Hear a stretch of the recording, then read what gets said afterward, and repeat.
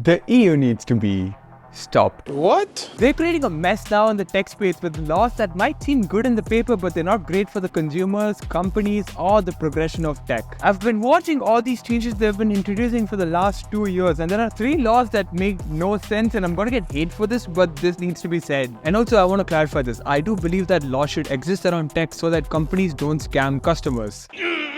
No! But at the same time, they should put some thought into this in a way where it won't hinder the progression of tech. Because I do believe the 3 I'm going to talk about might. I don't want to waste any time. I'm going to jump right into the most controversial one, the EU USB-C law. This law basically states that if there's a device that can be charged by a wire, so phones, tablets, laptops, etc., they all should have a USB-C port that will allow them to charge. And this law will be in effect by the end of 2024. So by then, every manufacturer should be selling devices that have USB-C ports. We all know who this law is directed at: Apple, and the EU won. The iPhone 15s now have USB-C. All the iPads have USB-C. Every Mac has USB-C. Except for a few accessories which will eventually switch to USB-C, it works. On surface, this law sounds great. You don't have to carry multiple cables anymore, it reduces e-waste, and accessories would be cheaper because it's just one cable type. I was happy this law came into existence, but there is one flaw. It would have all made sense if EU actually worked with the USB consortium to make a better port. But instead, they decided to mandate USB-C, which is stupid, and I have 3 reasons why that's bad. It's a very confusing port. So this is a USB-C cable that can only charge my phone. You can't transfer data with it or connect displays, and it can only charge at up to 60 watts. Now, this is a USB-C cable that can transfer data at 10 gigabits per second, but you can't fast charge anything with it. The max output is 10 watts. What? Now, this is a USB-C cable that can transfer data and charge at up to 240 watts, but it's capped at USB 2 speeds. It all might seem fine, but I know what these cables can do. If I didn't know what is what, I'd be stuck with this cable, which transfers data at USB 2 speeds, and I'll start complaining that, oh, my device is slow. Come on. And let's say I'm a normal person looking for a cable that will transfer data at USB 3 speeds. If I do a quick Google search for a USB 3 USB-C cable, the top results are literally USB 2 cables. Isn't that already confusing? And it gets worse because some phones have a proprietary cable to fast charge, and those phones don't support open standards like USB PD. And let's say I buy a cable that advertises 100 watts of charging speeds, when in reality my phone would be charging at 10 watts because it's not the cable that was supplied with the box. It's just a whole mess. There aren't any labels that suggest one cable can do something, but even that's fine. USB-C has a flaw that's been carried on from USB-A and micro USB. It's just very weak. I've had so many USB-C devices that just stop working, and that's because the port gets damaged easily. USB-C has its tip on the device side, and if by accident you pull a cable hard, it's gonna destroy the port, and it's gonna be an expensive repair compared to replacing a cable. As you use your phone, dust is gonna accumulate, and it's harder to clean on a USB-C phone, because if you try to, you're gonna break the pins, and eventually the port itself becomes loose with use. Lightning was better in this regard, but it's also not a great port. But those 2 flaws don't really account for how old USB-C is. It's been almost 10 years since its introduction on that 2015 Nokia N1 tablet or the 2015 MacBook. The USB consortium would have decided on making a new port that will replace USB-C because of its flaws. But this USB-C law by EU is probably a reason why we won't see a new port for the next 5 to 7 years or even longer. Look, I know the law could be updated to incorporate a newer standardized port, but I don't think it'll happen in the next 5 to 7 years, because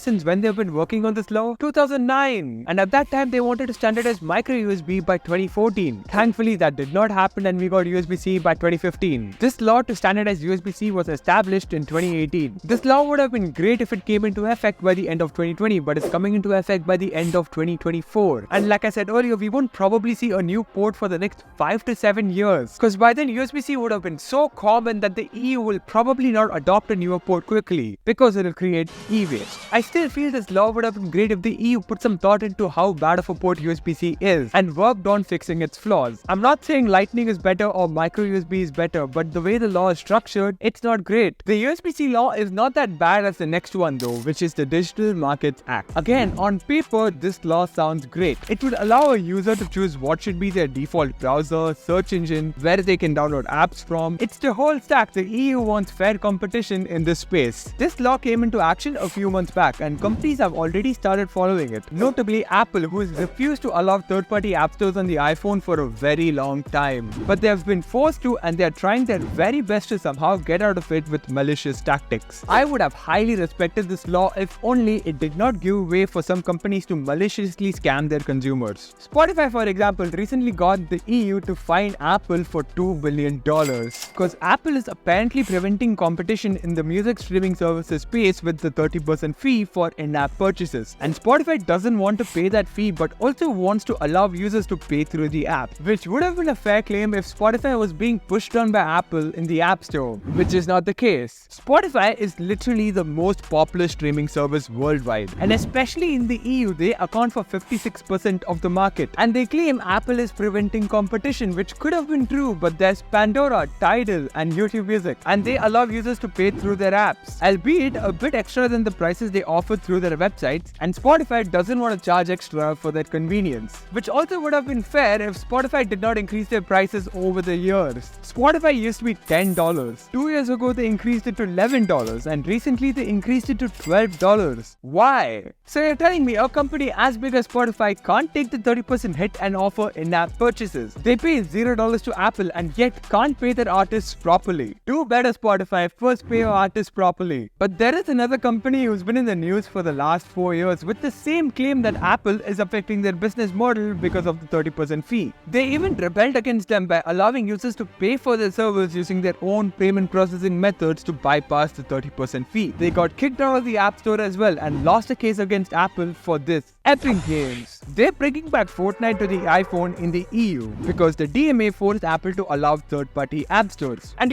for all that talk they've been doing about the 30% fee, they're now going to charge a 12% fee for purchases made through the Epic Games Store on the iPhone, which is not a lot, but what hypocrisy is this? And I wouldn't be surprised if Spotify goes through the same route. And don't get me started on how many bad actors it's going to introduce into this space. I love sideloading. Anyone who's interested in tech will like it too, because they will know what they're installing and the drawbacks of it. But an average person might accidentally install a malicious app and end up compromising all their data. This has been a problem with Android or Windows for years, and I feel all of this should be a toggle on the settings app, so an average person will not accidentally do something bad. And it gets worse because now a user in the EU can uninstall the App Store. I'm sure they will come up with some way to reinstall it, but why? How is that a great idea? I've been going through all these laws, finding all the loopholes, and a lot of work has gone into making this video, so a sub to this channel would really mean a lot. Because of the DMA law, there's been another one that's been stemming up recently, and that's going to affect a lot of consumers in the EU. They want to ban end-to-end encryption. This has been debated for a while, and their reasoning surrounding it point towards making sure the EU handles all the data going through the EU on their own, because they don't want their user data to go through different countries. Fair point.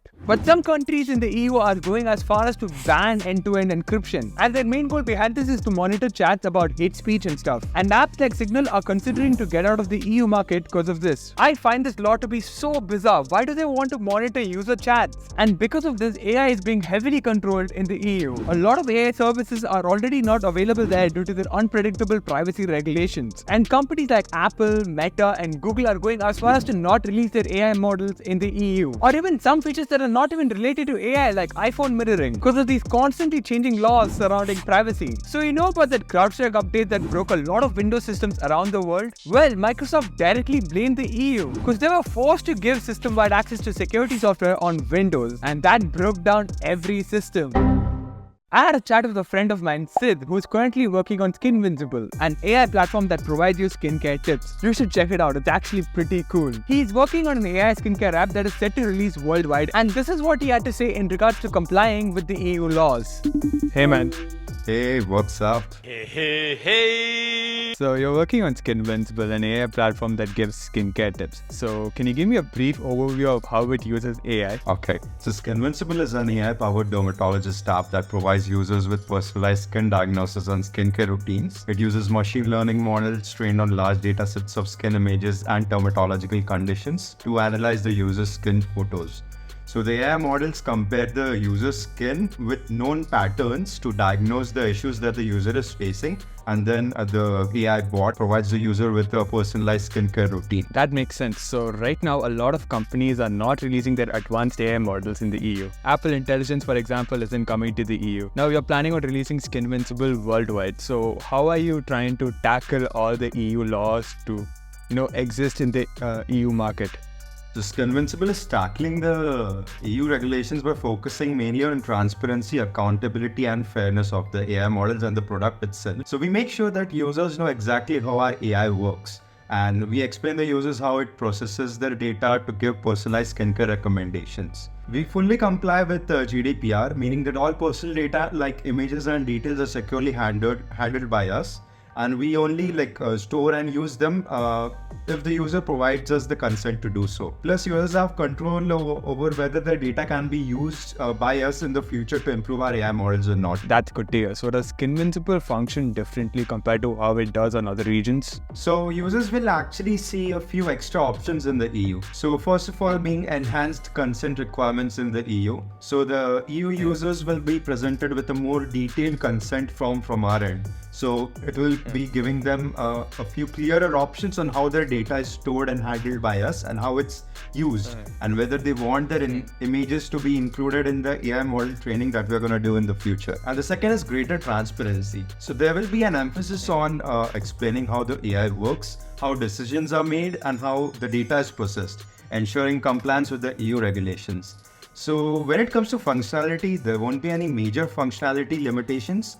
But however, the features related to data sharing or the AI model training may be regulated, which requires the explicit consent of the user. And some location-based recommendations might be more tailored depending on the specific EU country. Okay, man. Thank you. Thank you so much.